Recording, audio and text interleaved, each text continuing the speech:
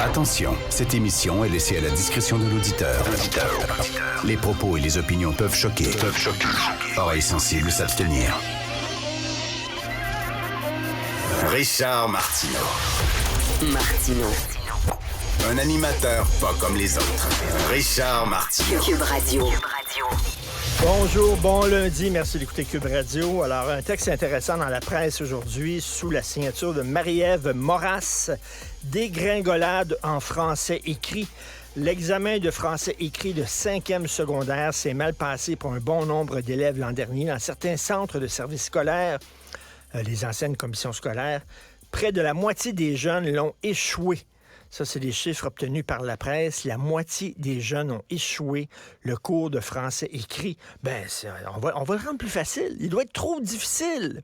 C'est ça l'affaire, il est trop difficile. Fait qu'on va baisser la barre encore plus pour que la barre soit comme presque au niveau du plancher. Tu comprends, là? Ils vont juste avoir besoin de lever un peu la patte pour passer par-dessus la barre. Puis même encore, c'est peut-être un peu trop d'effort. Alors, et là, Madame Marie-Ève Moras, la journaliste de la presse, a interviewé des professeurs.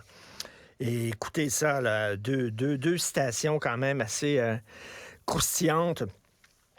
On cible des attentes minimales requises. Ce qu'on voit, c'est qu'une forte proportion des jeunes ne l'atteint pas. Les cibles minimales requises. C'est-à-dire que, dans l'examen, là, c'est pas un examen qui est difficile.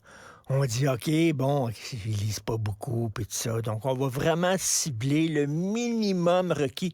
Même ça, il y a 50% des étudiants qui le passent pas. Et ça, c'est une autre prof qui parle, une spécialiste de l'enseignement du français. Écoutez ça.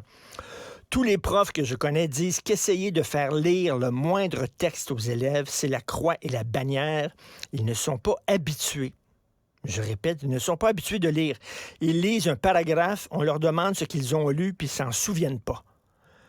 C'est d'une tristesse. Et je disais récemment que je suis allé dans un tout inclus dans le temps des fêtes. Et habituellement, au fil des ans, je voyais, il y a plusieurs années, je voyais des gens lire autour de la piscine et maintenant, j'en vois plus.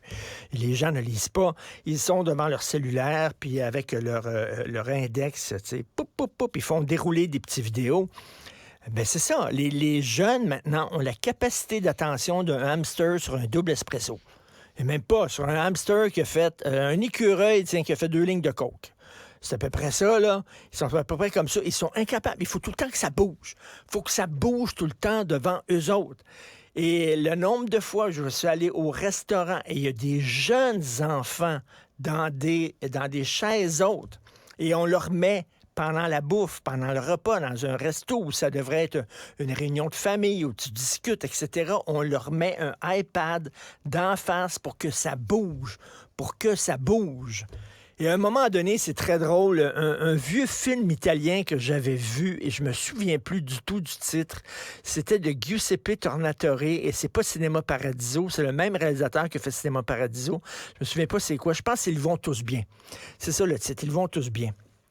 Avec Marcello Mastroianni, c'est un grand-père qui doit garder son petit-fils, parce que sa fille n'est pas là, il doit garder son petit-fils, et il met le petit-fils devant la télévision. Et là, soudainement, la télévision s'éteint. Donc, il y a un problème avec la télé, elle s'éteint. Le fils, il part à pleurer. Il pleure. Et là, Mastroianni ne sait pas quoi faire, puis il tourne la chaise haute devant la laveuse de linge. Puis là, le petit, il regarde les vêtements tournés dans la laveuse. Puis là, il arrête de pleurer, puis il regarde ça. Et j'ai trouvé ça génial, pourvu que ça bouge. Pourvu qu'il y a quelque chose qui bouge. Fait que là, tu leur mets un livre. Assis-toi sur ton cul, les 2 fesses collées sur la chaise, pas rien que c'est une gosse, là. Les 2 fesses collées sur la chaise, puis lis.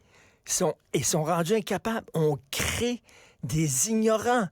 Joseph Facal a écrit un texte la semaine dernière sur l'ignorance qui avance, qui progresse. C'est comme un nuage gris, un nuage noir dans le ciel. Il avance, il devient de plus en plus gros. C'est gros, puis là, il n'y a plus de bleu dans le ciel parce que c'est rien qu'un gros nuage noir.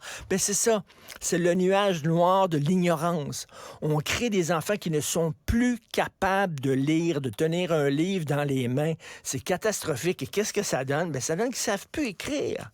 Christy, c'est ça. Et moi, je trouve ça décourageant. Ils lisent une ligne, un paragraphe. Ils leur demandent qu'est-ce que tu viens de lire. Ils n'y est pas. Ils comprennent pas. Christy, Ils sont sur les médias sociaux, ils envoient des insultes aux gens, puis ils regardent des vidéos niaiseux de chats qui flochent ou n'importe quelle niaiserie. On crée des générations d'ignorants. Avis à la gauche. Ben oui, on le sait. Martineau, ça a pas